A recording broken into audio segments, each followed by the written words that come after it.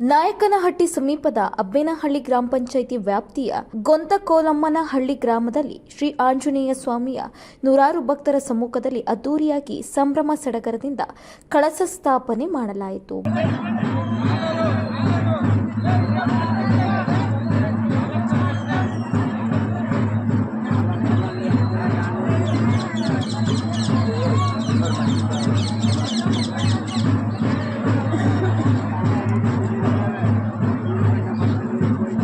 దేవుడి ఫిక్సేషన్ బా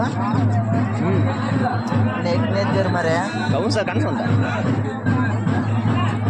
ಬನ್ನಿ ಬೋ ಜಾತ್ರೆ ನೋಡಿ. ಗ್ರಾಮದ ಮುಖಂಡ ಬಿ ಚಂದ್ರಣ್ಣ ಮಾತನಾಡಿ, ಶ್ರೀ ಆಂಜನೇಯ ಸ್ವಾಮಿ ಕೃಪಾ ಆಶೀರ್ವಾದ ಗ್ರಾಮದ ಪ್ರತಿಯೊಬ್ಬರ ಮೇಲೆ ಇರಲಿ ಎಂದರು. ಗ್ರಾಮದಲ್ಲಿ ಈ ದಿನ ಸಮಸ್ತ ನಾಗರಿಕ ಗ್ರಾಮದ ಎಲ್ಲ ಹಿರಿಯರು ಕಿರಿಯರ ಸಮ್ಮುಖದಲ್ಲಿ ಕಳಸ ಆಂಜನೇಯ ಸ್ವಾಮಿ ದೇವಸ್ಥಾನದ ಕಳಸ ಸ್ಥಾಪನೆಯನ್ನು ಇವತ್ತು 6:45ಗೆ ಅದ್ದೂರಿಯಾಗಿ ಸಮಸ್ತ ನಾಗರಿಕ ಗ್ರಾಮದ ಹಿರಿಯರು, ಗ್ರಾಮ ಪಂಚಾಯತ್ ಸದಸ್ಯರು, ಹಿರಿಯರು, ಹಾಲಿ ಮಾಜಿ ಗ್ರಾಮ ಪಂಚಾಯತ್ ಸದಸ್ಯರು ಮತ್ತು ಪ್ರತಿಯೊಂದು ಕುಟುಂಬದಿಂದ ಬಂದು ನಮ್ಮ ದೇವಸ್ಥಾನದ ಕಳಸದಲ್ಲಿ ಭಾಗಿಯಾಗಿ ಈ ಒಂದು ಕಳಸ ಧ್ವಜ ಸ್ಥಾಪನೆಯನ್ನು ಎಲ್ಲ ಹಿರಿಯರು ಕೂಡ ಈ ದೇವಸ್ಥಾನದ ಕಳಸವನ್ನು ಅದ್ದೂರಿಯಾಗಿ ಮಾಡಿರ್ತಾರೆ.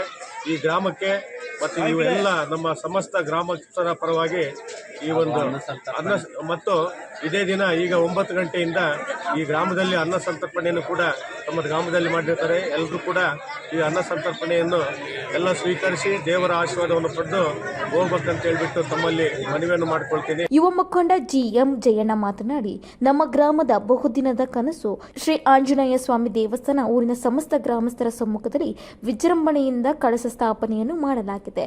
ಶ್ರೀ ಆಂಜನೇಯ ಸ್ವಾಮಿ ದೇವರ ಅನುಗ್ರಹದಿಂದ ಗ್ರಾಮಕ್ಕೆ ಉತ್ತಮ ಮಳೆ ಬೆಳೆ ಶಾಂತಿ ಕರುಣಿಸಲಿ ಎಂದರು. ಶ್ರೀ ಆಂಜನೇಯ 12/2/2024ರಂದು ಕಳಸ ಪ್ರತಿಷ್ಠಾಪನೆ ಆಗಿರುತ್ತದೆ ಮತ್ತು ಅನ್ನ ಸಂತರ್ಪಣೆ ಇರ್ತದೆ.